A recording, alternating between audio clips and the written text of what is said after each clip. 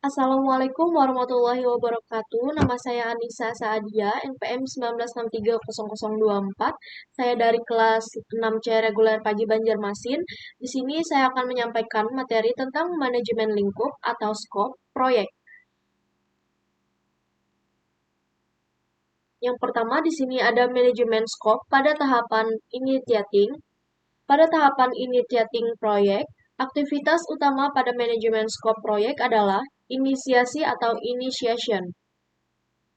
Inisiasi atau initiation merupakan tahap permulaan proyek. Pada tahapan ini, baik tim proyek maupun stakeholder proyek harus mempunyai komitmen dan kesepakatan yang sama tentang proyek yang akan dikerjakan. Output pada tahapan ini berupa project charter atau bagan proyek yang merupakan dokumen utama identitas proyek sekaligus merupakan ringkasan proyek. Selanjutnya, di sini secara ringkas, identifikasi proyek-proyek IT yang potensial dapat dilakukan secara sistematis melalui 4 langkah, yaitu yang pertama ada perencanaan strategis teknologi informasi. Menyusun rencana strategis proyek teknologi informasi disesuaikan dengan visi, misi, dan rencana strategis organisasi. Termasuk dalam kegiatan ini adalah menentukan area bisnis utama organisasi. Yang kedua, di sini ada analisis area bisnis.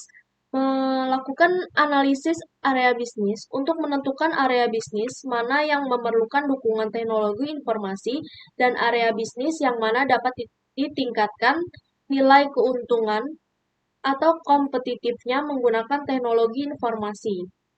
Selanjutnya, yang ketiga, di sini ada perencanaan proyek, yaitu menyusun proyek-proyek potensial, mendefinisikan skop proyek, manfaat, dan batasan-batasan proyek berdasarkan analisis area bisnis. Dan yang keempat di sini ada alokasi sumber daya, memilih proyek IT dan memetakan alokasi sumber daya yang dibutuhkan untuk pelaksanaan proyek. Selanjutnya, di sini ada metode seleksi proyek. Pemilihan proyek berbasis pada kebutuhan organisasi memiliki 3 kriteria penting.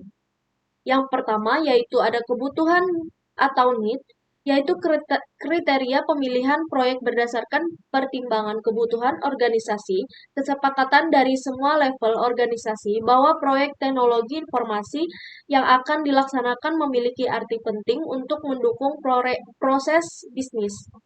Dan yang kedua di sini ada pembiayaan atau funding, yaitu kriteria pemilihan proyek berdasarkan kemampuan pendanaan atau pembiayaan proyek.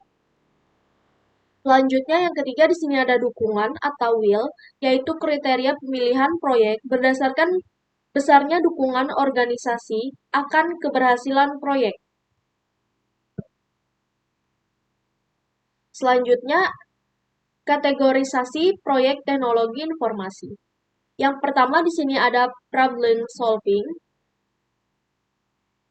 yaitu proyek teknologi informasi yang dilaksanakan dalam rangka untuk mengatasi masalah yang sedang terjadi dalam organisasi atau dalam rangka mengantisipasi kemungkinan terjadinya masalah. Yang kedua di sini ada opportunity, yaitu proyek teknologi informasi yang dilaksanakan oleh karena adanya kesempatan untuk meningkatkan atau memperbaiki kinerja organisasi.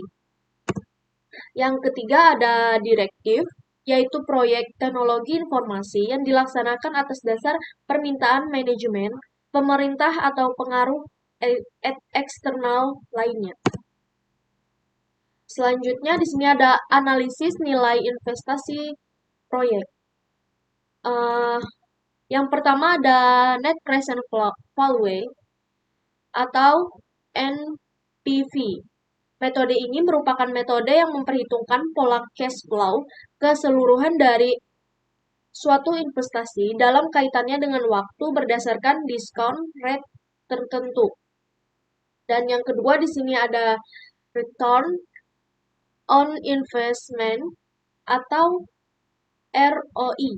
Merupakan metode untuk menganalisis tingkat pengembalian investasi, nilai ROI, ROI dihitung berdasarkan perbandingan antara pendapatan atau keuntungan dengan nilai investasi. Yang ketiga ada payback analysis atau analisis pengembalian adalah metode untuk mengetahui periode waktu pengembalian atau payback period. Artinya, seberapa lama waktu yang dibutuhkan agar nilai investasi proyek akan memberikan keuntungan. Payback period dihitung berdasarkan nilai kumulatif cash flow dari tahun ke tahun setelah diskonto. Selanjutnya di sini ada metode skor terbobot atau weighted scoring model. Beberapa kriteria untuk menilai kelayakan proyek antara lain, yaitu yang pertama di sini ada dukungan pada sasaran bisnis utama, yang kedua ada kekuatan sponsor internal, yang ketiga ada kekuatan dukungan customer, dan yang keempat tingkat penggunaan teknologi, yang kelima dapat diimplementasikan dalam 1 tahun atau kurang, yang keenam nilai NPV positif, dan yang ketujuh tingkat resiko yang rendah atau waktu, biaya, dan skop. Selanjutnya, manajemen skop pada tahapan planning. Aktivitas manajemen skop pada tahapan planning adalah perencanaan lingkup proyek atau scope planning dan pendefinisian lingkup proyek atau scope definition. Scope planning, proses perencanaan skop proyek pada dasarnya merupakan proses untuk menyusun dokumen sebagai dasar penilaian proyek yang akan dilaksanakan. Pernyataan skop atau scope statement. Pernyataan skop adalah dokumen yang digunakan untuk mengembangkan dan menjelaskan tentang pemahaman tentang skop proyek. Scope statement biasanya juga disebut dengan Statement of Work atau SOW. Selanjutnya di sini ada scope statement meliputi yang pertama justifikasi proyek, yaitu menjelaskan kebutuhan pentingnya proyek untuk mendukung proses bisnis.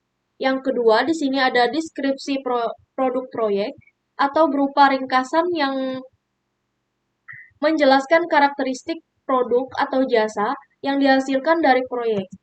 Yang ketiga di sini ada ringkasan pengadaan dan pelaksanaan proyek, yaitu berupa dokumen yang berisikan tentang hal yang terkait dengan pengadaan dan pelaksanaan proyek. Yang keempat di sini ada faktor-faktor keberhasilan proyek, yaitu berupa daftar faktor-faktor dan kriteria terukur yang harus dicapai untuk keberhasilan proyek, seperti biaya, penjadwalan, dan ukuran kualitas. Selanjutnya ada scope definition, WBS, atau work breakdown structure adalah alat bantu untuk menganalisis pekerjaan-pekerjaan dalam proyek berbasis pada hasil atau berbasis proses atau fase. WBS merupakan dokumen mendasar pada manajemen proyek sebab dokumen ini pada nantinya akan digunakan sebagai dasar perencanaan, penjadwalan, estimasi biaya, dan sebagainya. Selanjutnya, manajemen skop pada tahapan controlling. Di sini, pada tahapan controlling, aktivitas manajemen skop berupa verifikasi skop atau skop verification dan kontrol perubahan skop, yaitu skop atau scope change control. Sekian materi dari saya. Wassalamualaikum warahmatullahi wabarakatuh.